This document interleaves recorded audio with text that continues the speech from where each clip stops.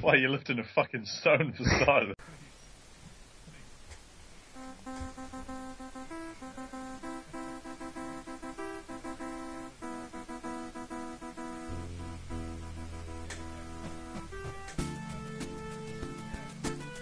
Health, Fitness and Success. Episode 6. 3 out of 10. Elbows too pointy.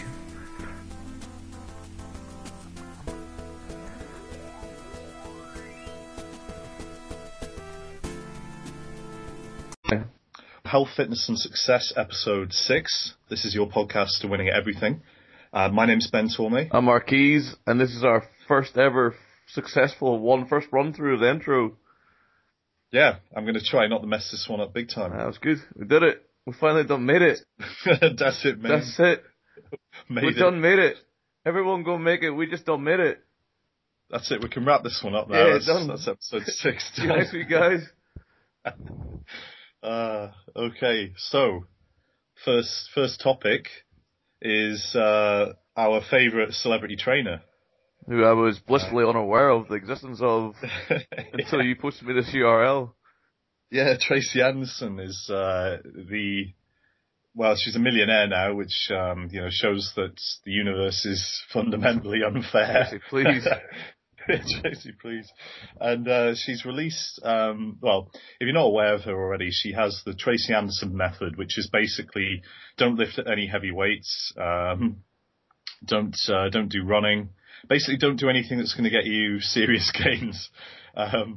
And she's released a new method for men, which is obviously, going to be following similarly insane principles. And this... Method. The pencil neck method, yeah, exactly. This is the optimal way to lose all of your gains and to achieve do not even lift status. You could be a virgin. Yeah.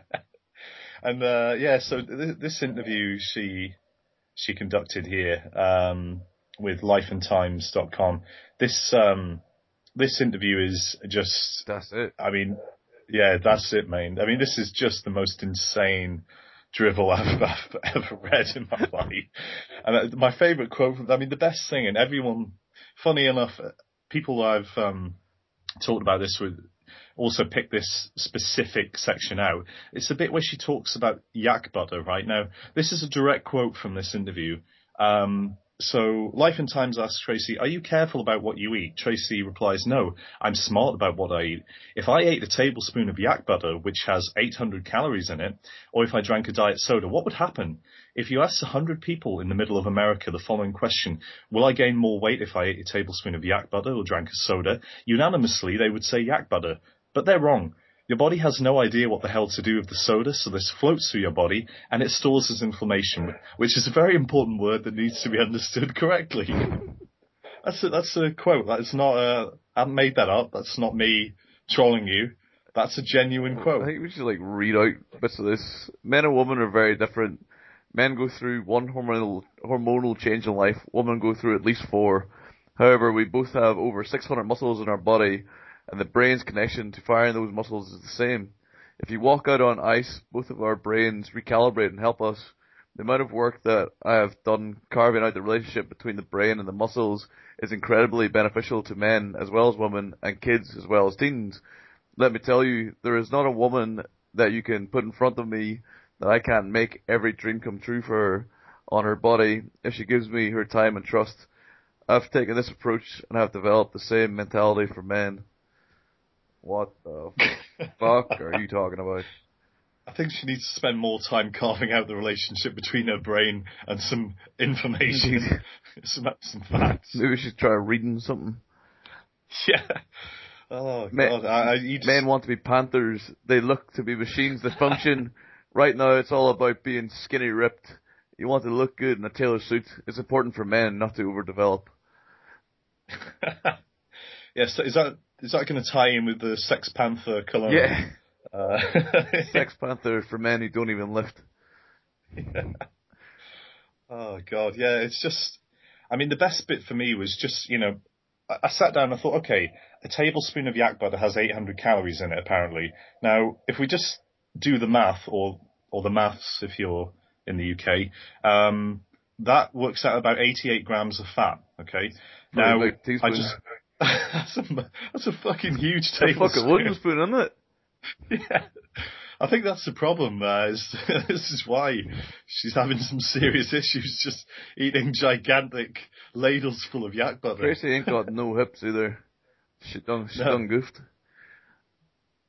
I think she needs to drink a diet soda to try and store some inflammation there. I think she eat some fucking yak butter. Yeah. Oh dear. Yeah, just a total train wreck of an individual, really. Have you been aware of this woman's work for quite some time, or? Unfortunately, I've sort of been peripherally aware of her as a source of ridicule for a while, but I didn't think. I thought it was sort of a female-only thing. I didn't think for a minute that you would actually get guys kind of buying into this idea that getting too big is kind of bad for you. I mean, I can see how, from a marketing perspective, this is kind of clever because. If guys feel under pressure to look a certain way because they've got superhero films showing the lead characters looking big and ripped, maybe this is just a really clever way of tying into, providing a sort of alternative to that. I don't know, but it's just absolutely mad how this is, and this is a real thing. This isn't like a joke. This isn't satire. This is an actual person training people, making millions out of this.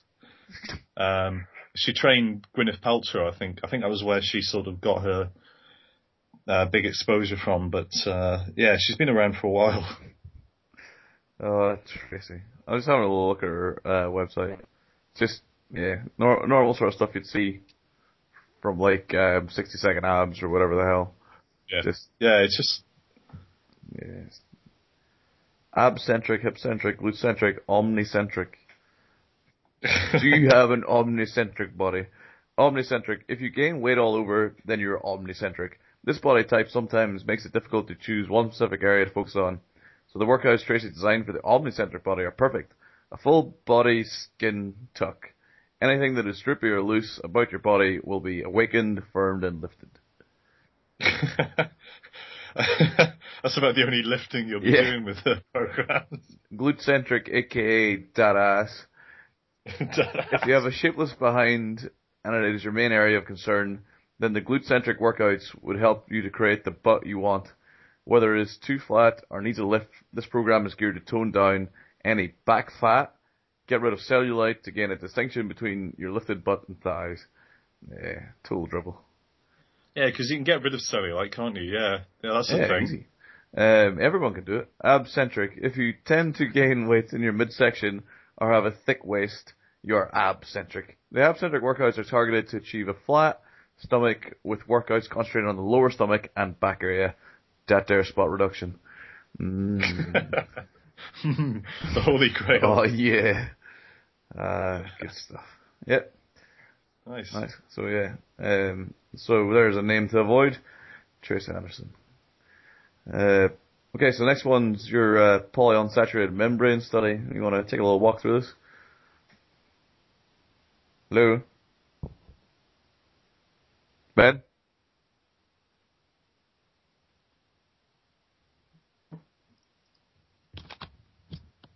Did you just drop out?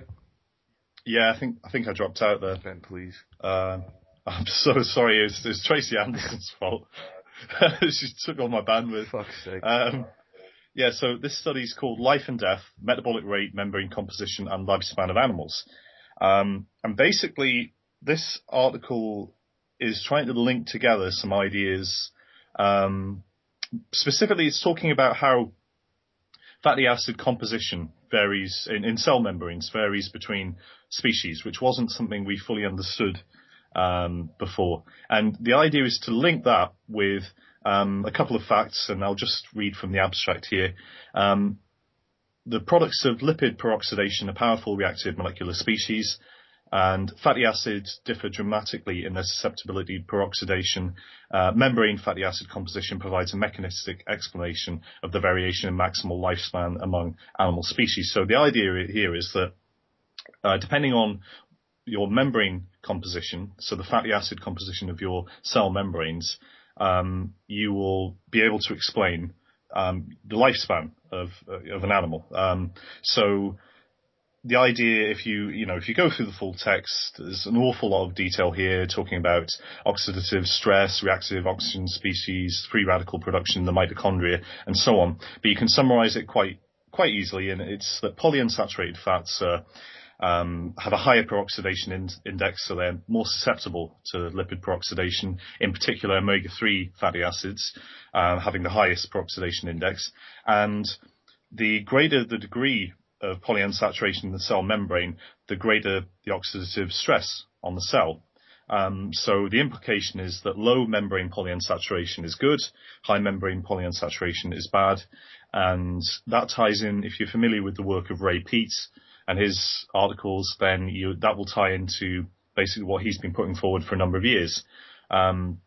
So it kind of throws a bit of a spanner in the works when people talk about things like supplementing with fish oil for the sake of improving cell membrane composition, because if you read this article and if you believe the conclusions are correct, then that would be precisely the wrong thing to do if you were looking to live a long time. So it's a very interesting perspective, and it ties together very neatly a lot of different ideas that have been around for a while. Is there, just on that fish oil thing, surely that's genetically determined, the makeup, like the cells genetically determine the makeup of their fatty acid content, do they not, in the membrane? Yeah, so that's an interesting thing, and I mean the idea is it's just when people talk, when people tout fish oil supplements, they talk about membrane composition as one of the things, as one of the reasons why you should supplement. So is there anything to suggest though that your nutritional intake can influence the makeup of your cell membrane? That sounds fairly mysterious. No, I don't think there's any. I mean, to be honest, my understanding of the logic is that I think what they argue that, cells regenerate over time, and so, your tissues are composed of cells which are constantly being replenished, and so if you ingest more omega-3 fatty acids, then the likelihood is more of them will get used to construct cell membranes. But I think that's literally the line of argument. I mean, that's me trying to synthesize it. I don't know for sure if that's what people actually think, but I believe when I've seen guys like John Kiefer talking about this stuff, that's kind of the logic they're using. I think I can pull up one of his articles actually where he talked about this and see if that was what he was saying, but yeah, it's pretty tenuous. Yeah. I'm fairly sure that's not how the body works. Yeah, yeah, don't worry. Yeah, but it's just kind of, even if it was true, in other words, it's kind of, if it was, it'd be pointless. Yeah, because you'd be making yourself more prone to premature death, which is always a good thing. I just found some of the people are probably well aware of this, but just some of the stuff inside the study. Putting like mass of animals, correlating that with like lesser lifespans, or was it as higher lifespans, wasn't it? Higher mass. Yeah. And was it lower metabolic rates at higher lifespans? Is that right? Yeah, basically low mass specific metabolic rate implies long maximum lifespan because of the lower oxidative stress associated with a lower membrane polyunsaturation. Yeah. So, what was there any kind of discussion on the association between the size of the animal and? I think that was purely correlation, actually. I think that's just based on studies on the cell membrane makeup of animal species. I don't think it was. It's quite interesting because if you look at a human, certainly being a larger human would probably be a risk factor of premature death. Yeah, exactly. Which we've seen before. But that would imply also that you'd have higher food intake, which might imply higher metabolic rates. So maybe there's some kind of interplay there. Yeah, it's interesting because what I find particularly interesting about this is, having read a lot of Ray Peats stuff, he doesn't actually believe in the existence of cell membranes, okay? And there's an alternative model of the cell by a guy called Gilbert Ling, which doesn't have a cell membrane. It's basically water, and it's kind of a multi-layer of water and protein sitting underneath. And the way that you think of the way the cell operates in that context is that the cell skeleton would be affected by these the effects of lipid peroxidation, and so you'd kind of have effects on the proteins themselves, which would then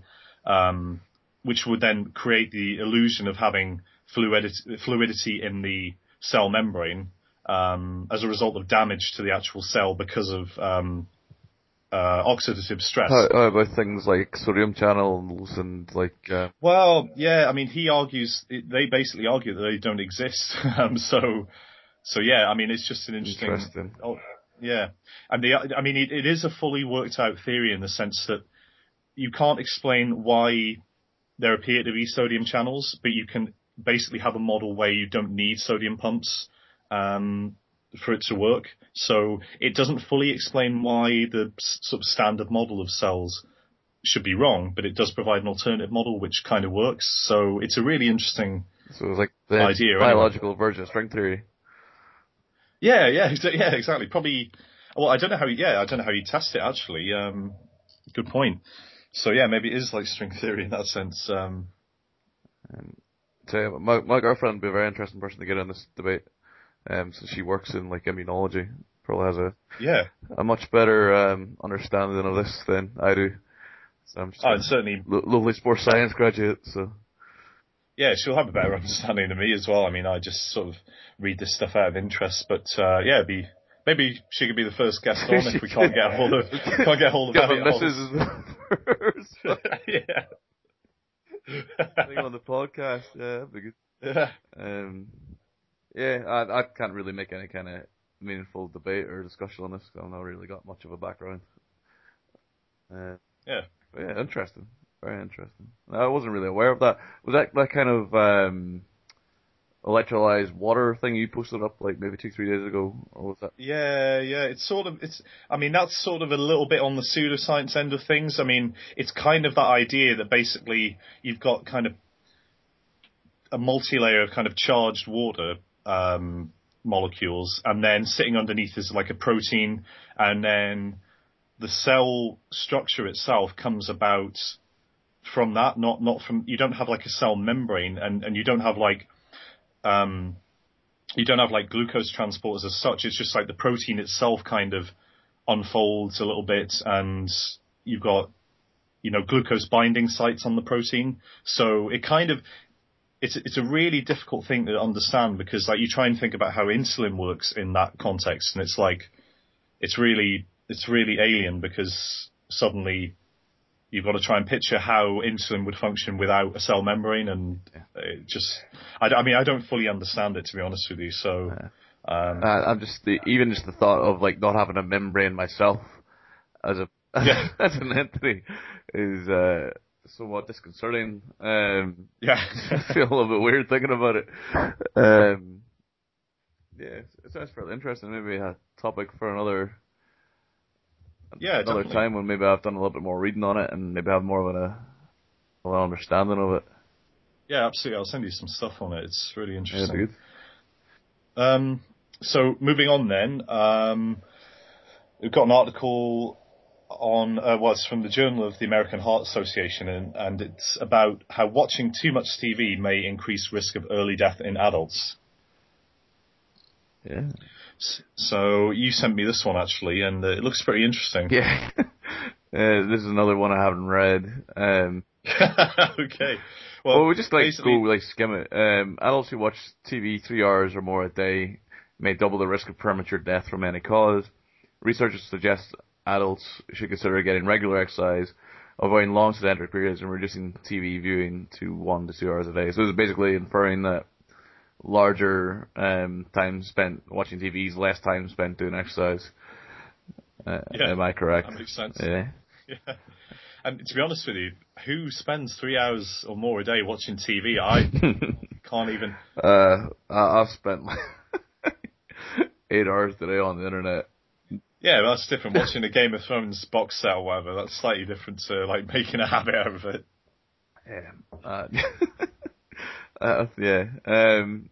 So like exercising less makes you more prone to heart disease. Wow. What kinds of knowledge gains today? Well, that was certainly worthwhile including. Maybe let's Yeah. have a little look. Researchers assessed 13,284 young and healthy Spanish university graduates, average age 37, 60% women, to determine the association between three types of sedentary behavior and risk of death from all causes: television viewing time, computer time, and driving time. The participants were followed for a median of 8.2 years. Research reported 97 deaths and 19 cases of cardiovascular disease, 46 for cancer and 32 from other causes. The risk of death was twofold higher for participants who reported watching 3 hours or more of TV compared to those watching 1 or less hours. It'd be interesting to see if they found that with the computer use and stuff as well. So higher risk was also apparent for accounting for a wide range of blah, blah, blah, blah. Researchers found no significant association between the time spent using a computer or driving and higher risk of premature death from all causes. Interesting.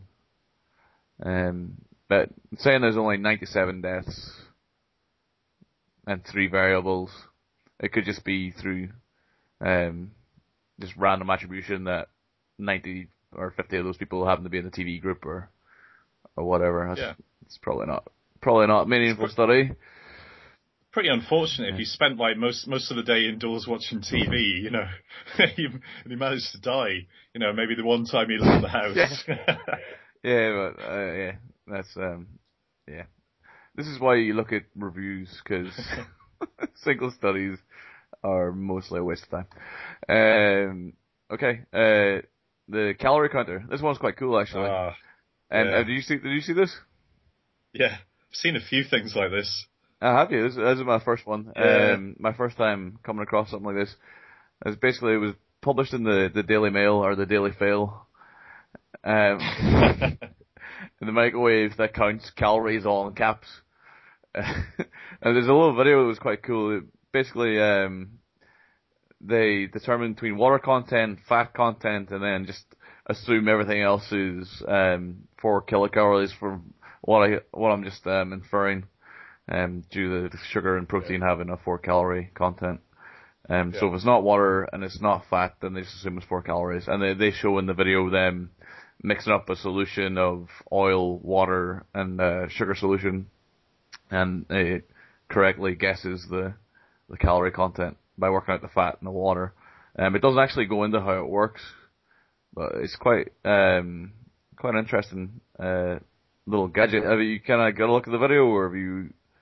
I just read through the article, and one thing I find particularly amusing here is this section of the article where it says, Mr. Webster explained that the machine doesn't need to know the combination of proteins, carbohydrates, and sugars, as the equation takes care of it, although did not reveal how. So, strong understanding of basic arithmetic from the Daily Mail there.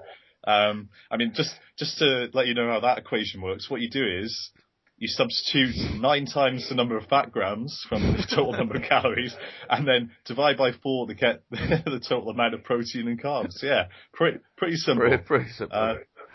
So I know in here there's water, which is inert calorie-wise. I know there's oil, which is 9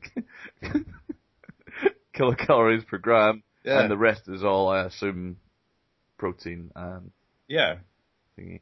I mean, you can certainly get into stuff like, oh, well, you know, what about the thermic effect of food, and protein will be slightly less than 4 kilocalories. But the thing is, at least this device would give you an upper bound on the calories in the meal, which is the whole point of getting a calorie estimate. Yeah. So if it does work, I mean, it'd be pretty good, I think. I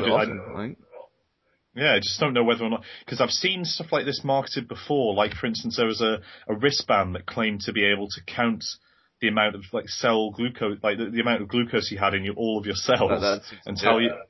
Yes, some people actually thought it was, and I was just like, I just did some back of the envelope computations on like how many cells are on the human body, how many you'd have to scan, you know, how much data you would have, and like there's no way you could actually work out. There's no way you could actually get an accurate reading, unless there was some like incredibly advanced sampling algorithm to actually get an estimate, and even then, you'd have so much data in real time that like a wrist-based device, I just don't think could handle it. But this looks kind of feasible. 100 trillion cells. That's a lot of zeros. Yeah, so even if you took one bit for each cell, how many? do you know how many terabytes you've got there? How many zeros are in 100 trillion? I'm struggling here. 1, 2, 3. A lot. Yeah. I'm not bothered doing that calculation, but it'd be several terabytes. Well, it's like 11, isn't it? 11 zeros. Alright, we'll call it. Oh, sorry, that's a billion. It's more. It's a lot more than that. It's 14. Alright, 10, 11, 12, 13, 14. So we're saying 1 bit. So that's... I did this calculation somewhere. 24 for kilobyte. That's 1,024 for megabyte. That's 1,024 for gigabyte. It would be 93,000 gigabytes of data. So we'll do that for terabytes. Yeah, 90 terabytes of data. Yeah, so 90 terabytes of data per scan, right? That's just one, like, even if you could store the relevant information as one single bit in real time, you have to take that scan, do something with it. And I mean, you would have to have, like I said, some incredibly advanced sampling algorithm to be able to make that work. And I just don't see how it could operate in real time. And someone was arguing with me that it could be possible. I was like, look, I know how sampling algorithms work. I still don't think this is going to be in the realm of possibility. Maybe they have 30 solid state 3 terabyte drives connected in a SATA array within that small little band. Yeah. And that's how it actually promotes weight loss, is the actual device is so fucking heavy. It actually weighs more than a fucking server. Oh dear. But yeah, this, by the way, cracking comment here, the Daily Mail readers doing everyone proud. God bless the United Kingdom. That's it, man. 2 reasons not to buy, says Black Widow 666 from Hertfordshire. 1, ready-made meals already has the calories printed on it. 2, homemade microwave food just doesn't taste the same as oven cooked or hot cooked. So strong understanding there of the article content. Where it actually says that it doesn't cook the food. This is not a microwave. Yawn UK. Seriously, do fat people struggle this much? I will never understand what the issue is. Yeah. I wonder what the issue is. Yeah, what could it be? The thinker, nutritional value after microblasting. That's easy. 30%. What? Yeah. Oh, here's a good tip from Daily Mail reader Quinsman from London. Good grief. When did food become so difficult? Here's a tip. If you are fat and getting fatter, then you are probably consuming too much. If you are pale and skeletal, then you probably need to eat a little more. That's one of the best rated comments there. Stunning insight from Quinsman. That's it. Thanks, you've just solved the world obesity crisis right there. Well done, buddy. Brilliant. Thanks. Give that man a Nobel Prize. Yeah, but some really small meals can contain way more calories than big meals of other foods, so it's kind of hard to 100% guess. Yeah, Right. I mean, I find it difficult to guess whether, a giant double cheeseburger has more calories than, a small cup of salad, but that's just me. I find it difficult to guess. Quite difficult. I also like how the lowest rated comments also at the top. That's chronological order. YouTube's taught the Daily Mail nothing. Nutritional value after microblasting. That's easy. 30%. Well, thanks for that. Microblasting. Yeah, because microwaves do that, don't they? They actually destroy micronutrients, don't they? They Of actually course, do that. yeah. That's a thing. So it works. That's a thing. Totally a thing. It doesn't just increase the thermic energy of the food and heats it up. No. No, or make possibly some of the micronutrients more bioavailable due to cooking. Nope. Just denurtures all the proteins, the protons. Denurtures them all via heat. So no longer can body use paleo lols. Okay, that was a good one. I like that. Maybe we should just turn this podcast into reading out comments from the Daily Mail. Probably very good. Right, so Witty Matters, Active Kids. Yeah, so Weighty Matters, by the way, is a really, really good blog. It's by Yoni Freedorf, who's a fantastic guy. He's basically, he's a doctor and assistant professor at the University of Ottawa, author, and he talks a lot about weight management based on evidence. And if you can follow him or check out some of his articles, you're going to get more sense than reading the Daily Mail. So he posted an article. The title is 9 weekly hours of vigorous exercise didn't help these kids outrun their forks. So the punchline of this article is that there was a small study from Portugal involving preteen boys with overweight or obesity who were assigned to participate in a structured 5-month soccer program. So they punished the kids by putting them in a 5-month soccer program. Anyway, it was fairly intense, and they were doing 4 weekly 60 to 90 minute sessions, and the boys' heart rates were going up over 80% of their max HR. So in addition to the 4 to 6 hours of soccer, they were also doing 1.5 to 3 hours of regular physical exercise at school. So they were doing between 5.5 and 9 hours of weekly exercise. Most of that was over 80% of their max HR. So this was a lot of exercise. What this study found, disappointingly, was that there were no significant changes in BMI or percentage of body fat. And that was done with a DEXA scan, so it was actually very accurate. And the kids felt better about themselves, but there was no change in body composition. So basically this article is saying you can't just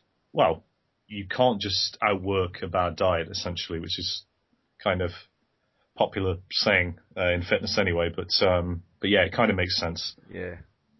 That makes sense. It was only 12 children in the study. Yeah. Yeah, that's the main weakness of that study. I mean, you need hundreds, I guess, if not more, to really make a meaningful statement. But I think it's interesting anyway. Yeah, no, and they touched on the point that would be the weakness of the study, where they didn't control for calorie consumption or anything like that.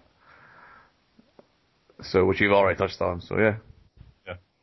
Yeah, but I think that's maybe a common misconception, isn't it? That if you just go and do more activity, you kind of dieting isn't really a concern. That if you just get on the treadmill, go for a run, you can somehow magically lose fat without controlling your nutrition at all. Which there might be going out on a limb here, but increased energy expenditure might increase your energy requirements, which might have the effect of making you hungrier.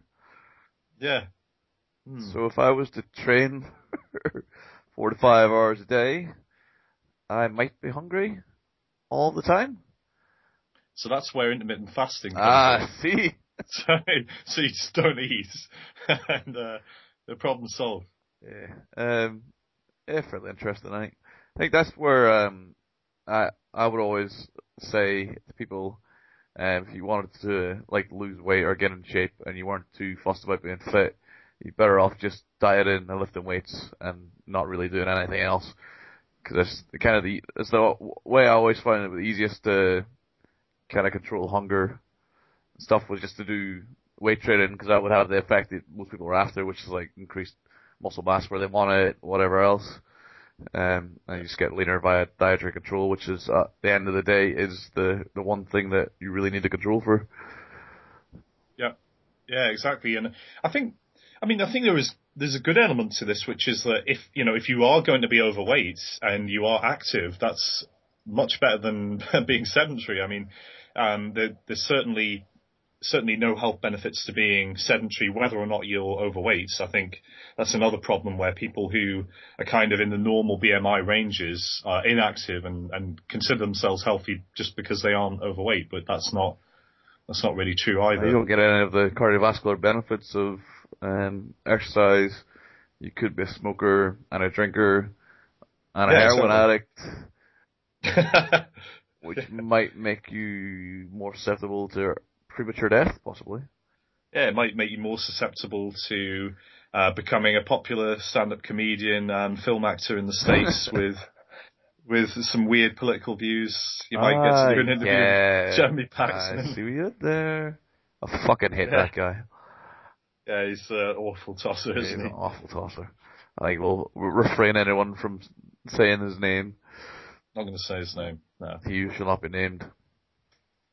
So, Yeah. that segues nicely onto the article you sent me, which was lack of exercise, not diet, linked to rise in obesity, Stanford research shows.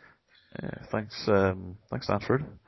Yeah, so basically this is a review of studies, or surveys, from 1995 through to 2010. The research considered survey results from 17,430 participants, approximately 5,000 participants each year. Survey participants recorded the frequency, duration, and intensity of their exercise within the previous month. The team defined ideal exercise as no more than 150 minutes a week of moderate exercise or more than 75 minutes a week of vigorous exercise. And basically, there's a little blurb at the end that says it's a correlational study, so there's no like cause and effect. The percentage of women reporting no physical activity jumped from 19% to 52% between 1998 and 2010. The percentage of inactive men rose from 11% to 43%. In the same period, obesity also increased, climbing from 25 to 35% in women, from 20 to 35% in men. Surprisingly, however, the number of calories consumed per day did not change significantly. Nonetheless, diet remains a proven and important component of health, and participants may have been tempted to underreport how much they ate. And the notorious difficulty with like any kind of nutritional study relying on diet reporting, as people always almost systemically underreport what they eat. Both obesity, that was me, not the thing. Both obesity and abdominal girth, which the team analysed independently, contribute to a variety of well-documented conditions such as cancer, cardiovascular disease, as well as increased mortality and being a forever alone virgin. In 2020, 61% of women and 42% of men had too much belly fat, up from 46% and 29% in 1998. In addition, the waists of even normal weight women swelled between 1998 and 2010, the study showed. I'm quite disappointed they used the word swelled. Swole. Whoever this boy's name is noted that the study did not follow one group of participants over a 22-year span.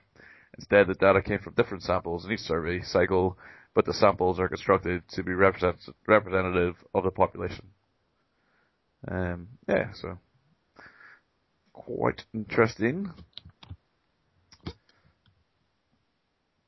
Yeah, I mean, like they say, you can't really address any causal link because of the nature of the study, but I don't think it's necessarily that there is a causal link. I think it's a multifactorial problem, and it's not that people are necessarily becoming less active, so they're getting fatter, or that they're eating more and they're getting fatter. I think it's just all of those things are tied in together. It's quite a complex issue, really. Very complex issue.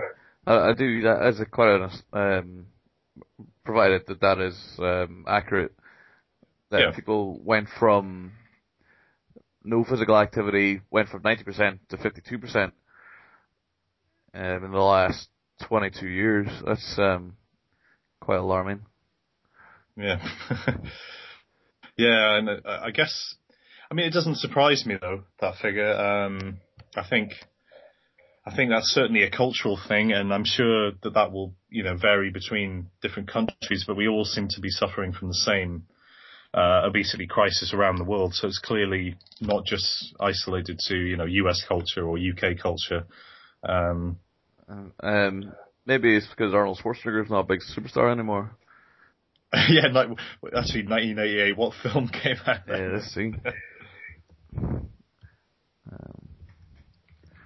Arnold Schwarzenegger biography or filmography. Hang on a minute. Predator came out in 1987, right? Yeah. And so 1988, through 2010, there was that decline.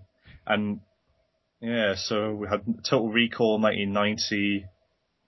Trying to find one from 2010. This is 1988, Red Heat. Twins. Oh, Red Heat, yeah, God, yeah. Twins, 1998, maybe that's what started the decline. Yeah. And then 2010, you've got the Expendables. So surely it should have picked up from then. Maybe if they went from 2010 onwards, they would have seen an increase in... Yeah, that's where they fucked up. Expendables 2 in 2012. The Last Stand in 2013. Have I seen that? There's loads of Arnold Schwarzenegger films I haven't watched here.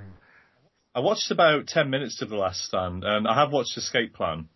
I didn't really bother watching The Last Stand for some reason. I couldn't force myself to do it. He's got on a minigun at the front, and there's some dude in like a pilot mask. Yeah. Or Johnny Knoxville's in the pilot mask. Johnny Knoxville, yeah. Yeah, I'll give that a miss, I think. Better known as some dude. Yeah, I'll probably give that a miss. Anything meaningful to say on the study other than it doesn't really say much to the multifactorial nature of the problem. I don't know, obesity gonna obese, I guess. Fat is gonna fat. Yeah.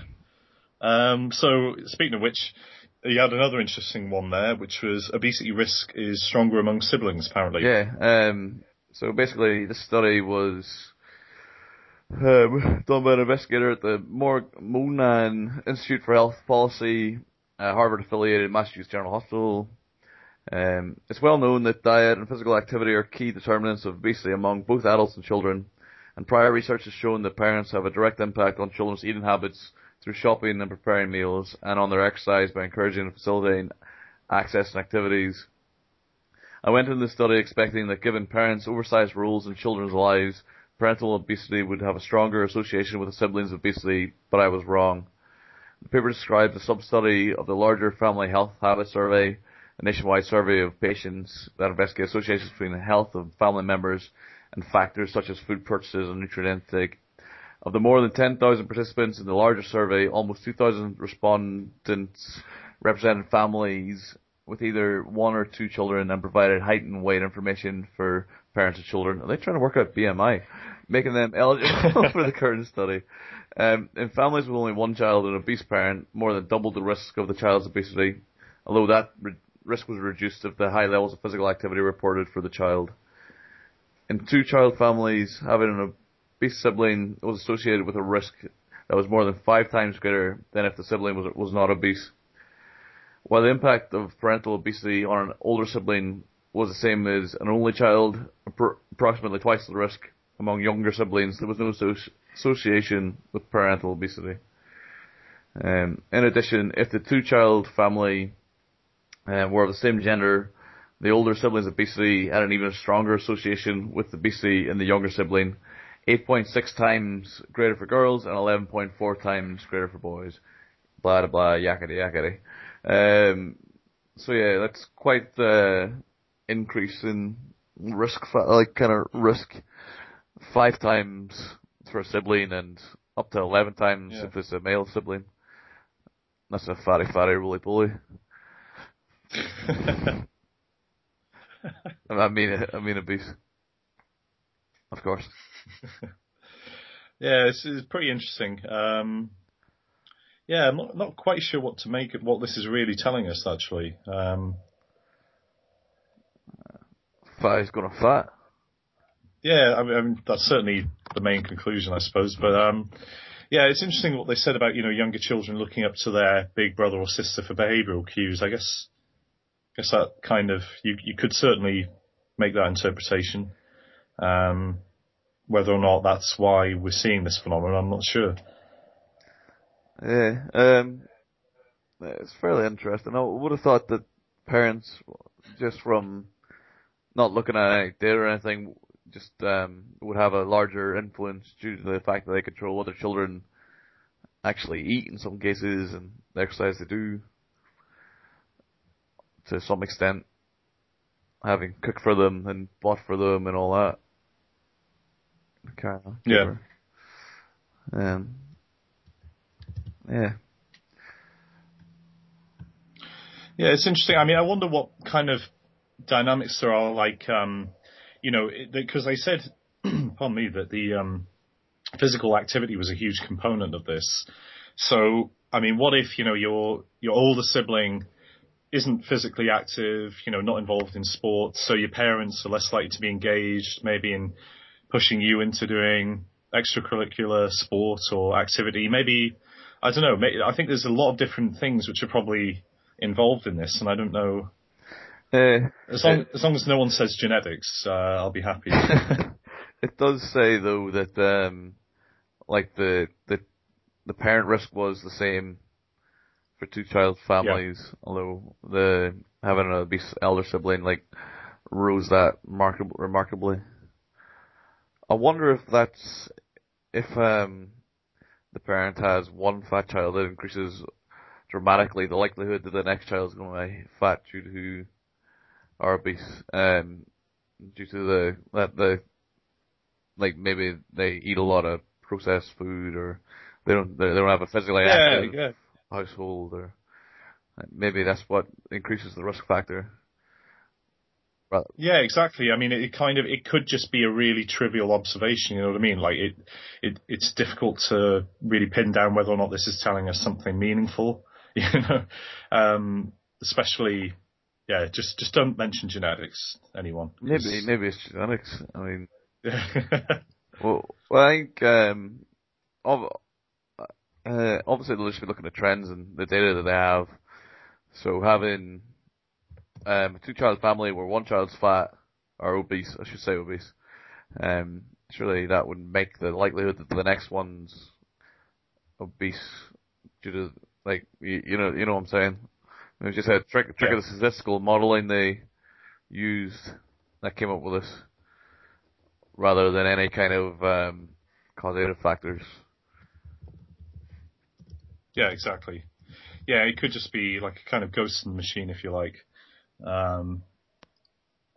Yeah. So, moving on, let's talk about some attractive criminals that we've seen in the news. So hot. This guy, he's pretty hot. I'm so hard right now. Yes, this is the hot mugshot guy, Jeremy Meeks. Yeah, so this was quite popular on Facebook. Really popular. Recently. Touching myself right now, Jeremy, just so you know. Staring into your blue eyes. That's it, mate. That's it. Yeah. Well, I saw quite a lot of different reactions to this. On the one hand, there were people sharing it saying, yeah, wow, this guy's really good looking. It's a shame he's a criminal and all that. On the other hand, I had people saying, yeah, this proves that all women are just fickle, idiots who don't care about moral character or anything like that. And then I had people saying, that he's not really that good looking. If you look at this picture of him here, he doesn't look great. Like, just some random picture. And it's like, well, I think anyone can look bad in pictures if you just get the wrong angle, light. Or wrong light. Like maybe when you're in a court day in a orange jumpsuit. The fact is though, he does look good looking in that picture. He is a handsome guy, and the fact that he's a criminal for me doesn't really take away from that. No, criminals can be good looking or ugly, I think, irrespective. Yeah. And I think the only thing this guy got wrong, really, was that he's gained celebrity after becoming a criminal, whereas most celebrities resort to a life of crime after gaining their fame, Like Winona Ryder shoplifting a few years back, or drug abuse. So yeah, I don't really understand why this guy shouldn't get exposure, or why it's kind of wrong to point out that he is handsome, because yeah, he might have done some pretty bad things, but I don't really see why that should preclude him from getting recognition for being attractive. I don't know quite what the... Should he be offered modeling contracts though? Is that... Well, I mean, what's the argument? He's been in jail for what? Was it violent robbery? Yeah. So surely that'll keep him off the streets, if nothing else. I think he hasn't been convicted yet. He was in court for a hearing. Again, reported by the Metro, another UK stalwart. Same publisher as the Daily Mail, isn't it? I think so. Might be wrong on that one. I could well believe that. Maybe they have a comment section. That would be glorious. Yeah. Oh God, just about. Oh, they got 2 comments. Sam Coons, this guy is a crook and a piece of filth and not hot at all. He needs to be behind bars for 10 years. Right, okay. Sean, never underestimate human stupidity. it will always find a way to shock you further. Yeah. Okay. Right. So let me just work this. Hang on. Let me just deconstruct this logic. So the guy is a criminal. So he needs to be behind bars. Yep. Great. But the not hot at all thing, I think thousands of women disagree with you on that one, Sam. Yeah, so maybe he's just mad. Are you mad? Maybe he's just mad, yeah. I think he's mad. All the photoshops as well. Great use of people's time and effort. I think the internet has definitely delivered with this one. I don't know. I think I just having, my dad works in the probation service for years, and it was, it's quite hard to actually get people who've been in jail a decent job. You've got to prepare them for interviews. You've got to make sure they've got skills, and if this guy gets a modelling contract and maybe isn't resorting to violent crime to make ends meet, then surely that's a big win for society. Not something to be angry about. I mean, was that just me? That's the slowest form of death. Yes. Yeah. That's like Jeremy Meeks. You wish you'd stayed on the straight and narrow now. Yeah. The straight and narrow of modelling and stuff. Meanwhile, the law-abiding, God-fearing people of Great Britain will be sitting at home eating yak butter, which is saturated, and reaping the benefits of that. Indeed. Whilst those fools drinking the sodas, body getting infested with inflammation. I mean, I don't know how people have room to store all this information. I don't know where it's going. You think about it, a can of Diet Coke, that's 330 milliliters, and that's literally being stored somewhere on your body every time you drink it. An entire can of Coke. 330 milliliters of inflammations. You're just confusing your body, man. It doesn't really know what it's doing with it. Hasn't got a clue. Yeah. It's somewhat of a slow fortnight then. Yeah, really. pretty slow. I mean, wouldn't blame anyone for not tuning into this one.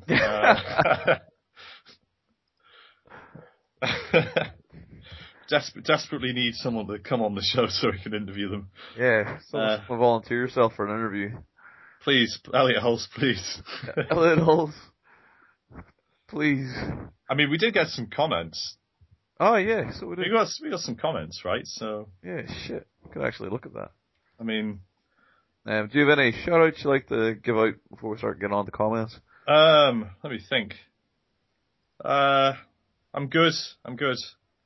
Good, I'm good too. I don't really have nothing crazy happening in my world that requires a shout-out. Yeah, not really. There's a shout-out for podcast by a guy called Dan Carlin. He does two podcasts. One called Hardcore History, where he just kind of puts a narrative behind various things he's done. The fall of the Roman Republic, Genghis Khan. He's doing World War I at the minute, which he's entitled, I can't fucking remember. But yeah, the guy's Dan Carlin, Hardcore History is one, and he does Dan Carlin Common Sense, which is a political podcast where he just kind of discusses current issues, and a lot of it tends to be American centric, but it's extremely interesting stuff. And the guy's got a lot of kind of original views, and he's very intelligent. His narrative is very good as well. So if you haven't come across Dan Carlin, go check him out because he's awesome. Nice. Well, yeah, let's have a look at these comments. We got a question, didn't we? Got a question. Oh, yeah. Better answer that, or otherwise we might lose another listener. We'll maybe do that at the end of the comments. Jimmy Burgess, I did in fact mean AIDS, yes. Good old AIDS. Harrison is now the number 1 fan. Yusef's the number 2 fan. Fuck you, Yusef. My time has come. I don't think he does even listen. He's got more important things to do, like not listen. Gyno Morph, that's it, man. That's it. Nor 10 out of 10 monohydrate fuel podcast. I feel this one maybe a 3 out of 10. elbows too pointy. You should get some local upcoming athletes or people from the fitness community as guests once in a while. That would be pretty sweet. Even if they are not big time stars, we're able to do talk about training, etc., etc. Great idea. Sure, we can get that up for next time. Jimmy Brungus, Elliot Hulse. Good old Elliot. What a man. Jesus, that video gave me type 3 brain hemorrhage. Any of his videos are worse than the Jonathan Baylor quest one. And I'm pretty sure Baylor was wearing makeup and lipstick in that one. I've not seen that, thank God. Oh, well, yeah, that's not a video you want to watch. It's Tracy Anderson level. Fucking hell. Maybe we just need to go full retard. Maybe that's how we're going to make our millions. Yeah, we need to find like that one weird trick for losing weight kind of thing. Personal trainers hate us. Yeah, they probably do anyway, but yeah, they actually hate us. Well, so people will have to listen to the podcast first before someone can hate us. Yeah. I'll ask Elliot if he can do a video called How to Brew Lean Hybrid Snake Oil. Maybe talk about some hilarious things Charles Poliquin has said in the next podcast. Although I will take this, you can take more caffeine if you have blue eyes. Yeah, Charles Poliquin is a gold mine of retardation. Oh, he is, yeah. We should really tap into that sometime. Strength Sensei. Sweet. Sweet Jesus. Do you reckon he's used Cinosol? Because his arms are in a really weird proportion.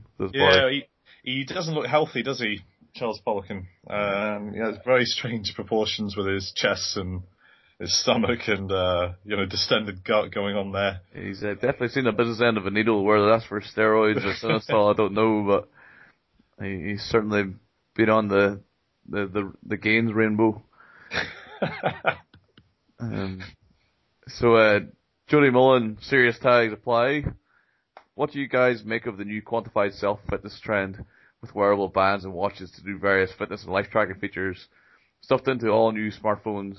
Do you think this stuff can actually be beneficial for strength athletes too, even though it's mostly cardio focused? That would have been a great main topic. That would have been a great main topic, but it's too late now. We've done the podcast. No, but I was going to say thanks to the magic of editing. This could in fact be the main topic, but let's just do it in one take. Let's hit it up. Yeah, so quantified self for me is a great idea if you kind of want to be really analytical about weight loss. So, tracking number of steps you've taken, how many minutes you've been doing certain activity, I guess even looking at calories and all that stuff. That's great. For strength athletes, I don't really see the use, although Mike Teixeira with reactive training systems is kind of the closest you get to quantified self in the sense that his RPE system and the way he likes to quantify bar speed and measure bar speed and track kind of subjective, perceived exertion, kind of subjective difficulty, that's kind of quantified self in a way. Whether or not, the actual apps and the wearable devices would benefit a strength training athlete, that's where I think it would fall short. But yeah, certainly for weight loss, it's great, but yeah, I don't know about strength athletes. Well, certainly for fitness training, it's very useful because you use things such as heart rate as a measure of recovery rate after exercise in the morning. Also for strength athletes, you can also, as long as you have a baseline of your rest and heart rate in the morning, you can maybe use it as a precursor for possibly for overtraining, or if you're going into like over adaptation where your rest and heart rate is like above baseline a lot of the time. You could be pushing too hard. As far as like bar speeds, like tendo units, things like that, that could be useful if you're doing a program where maybe you just lifted 80% of your max, and over time through volume try to see how the bar speed changed, and see if you were lifting that load faster. And certainly a program I've been using recently where I've just been lifting 80% of target load, and it's been working really well, although I've not been using tendo units, even though I have access to them. I just lift heavier weights once in a while and set PBs, and that works pretty well. But it's certainly definitely a way to quantify a kind of static load program, although they're not very common commonly used within strength programming. Could it be used, like for weight loss, certainly like Ben touched on, easily usable for things like calorie tracking, pedometer, calorie expenditure. As far as being useful, yes. Is it make or break? Probably not. I wouldn't say it was user friendly enough at the minute that it would have a huge impact on any kind of practices I would do. If you had things like if it tracked things that you really want to be tracking are like volume loads, intensities, and that's all done manually anyway via like keeping a journal or whatever, or programming. Those are the real factors for a strength athlete you really need to be looking at, which you should be doing anyway if you're doing your own programming. So it probably wouldn't make much difference to your practice, other than in a kind of special case scenario where maybe your mitochondria are on an RPE based system, and then over time you've kind of built up a relationship between a 1 to 10 scale and bar speeds. Maybe when you get to this kind of velocity in a certain lift, you're going to fail the lift for that person, and maybe you use that to over time develop an out of 10 system. Maybe. Yeah, I think it's quite useful. I think it's quite an interesting topic for like kind of general fitness, but as far as like sports performance, I'm not entirely convinced. Except for use for like monitoring recovery, it's definitely useful for tracking heart rates. But for tracking adaptation, maybe not. For fitness training, if you want to stay in heart rate zones, there's obvious applications there. Maybe if it gets more advanced, you can track like changes in like enzyme proliferation, changes in red blood cell count, whatever. Like where you can maybe get more informative changes in what's going on in your body. Maybe that's quite far down the line though. Yeah, I mean, looking at like individual growth factors and all that sort of stuff. Yeah, I mean, inflammation, I don't know, oxidative stress. You could look at all sorts of health markers, I guess, and quantify them. I guess for most people, like if you're a beginner, the only thing you need to quantify is, how much you're lifting and how many reps. It's kind of, are you putting more weight on the bar? Are you doing more reps with the same weight? Are you actually making progress in the gym? I think the other stuff is kind of going to bog you down unless you're an elite level lifter or an athlete where it kind of becomes more important. And even then, for elite level athletes, it's more of a nice to have than a need to have. From that kind of perspective, if you're not engaging in the correct training modalities with the correct levels of intensity and the correct levels of frequency, then whatever you're doing in regards to recording your program doesn't really matter. If you have a shit program and no one's getting better, then all you're doing is recording how they're not getting better. Yeah. Well, and that's the thing, isn't it? Quantified self doesn't apply if you have a team of coaches actually structuring your training, looking at your recovery, assessing your performance. So I guess, it's kind of difficult to say. Yeah, it's sort of something I use quite a lot in my day-to-day existence, like GPS monitors we use, heart rate monitors we're going to start to use, and we use a lot. We track pretty much everything the guys do in the gym. We track the training loads. It's certainly a topic within kind of athlete welfare, like quantifying training loads is a huge thing. So like when the guys go in the pitch and do a team session, like we can use GPS to kind of quantify that, but that's after the fact. So we can't use it to like in the gym's the easy one, where we say this load, this reps, this percentage of your RM, this is this out of 10 on a difficulty scale. We do a lot of RPE stuff for the guys, so after a weight session, take RPEs, but everything's after the fact. So in kind of my opinion, it's not really of a huge use. We haven't really used the heart rate monitor stuff a lot, but certainly something we're going to start looking into using, and where we can have monitors of like guys in session, how hard they're working, and like baselines of how they're recovering and stuff like that.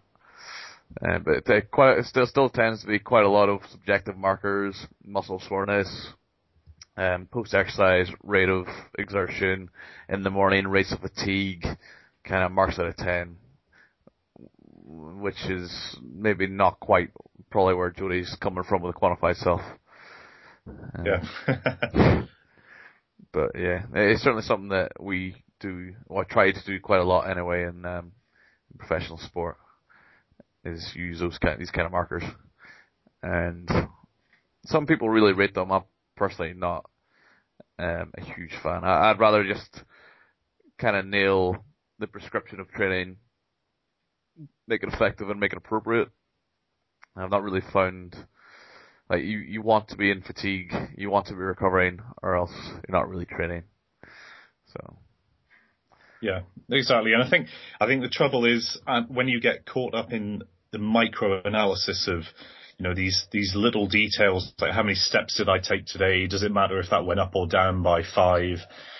That's the kind of thing which leads to paralysis, and it's the broad strokes of the program, and the diet, and, all of that really leads to progress in the long term, not the real, kind of data mining of tracking everything you do. Definitely. The better you get your basics, the better you're going to be, basically. That's pretty much the be all and end all of health and fitness. Yeah. The better your basics, the one better weird trick. Yeah, that's one weird trick. That's the one weird trick. Personal trainers hate us, doctors despise us. But yeah, that's where the real kind of tricks come in, or the real ability to be successful is how good you are at manipulating basic factors or implementing basic factors in training and planning. That's where you get the real gains from. Yeah, it's quite a long spiel. Yeah, so that's it for the comments. Is there anything else you'd like to add, Ben? Or? No, I think that was good. Yeah. Maybe I'm pleased with that. A decent addition to one of the 4 episodes. Yeah, I don't know. I think.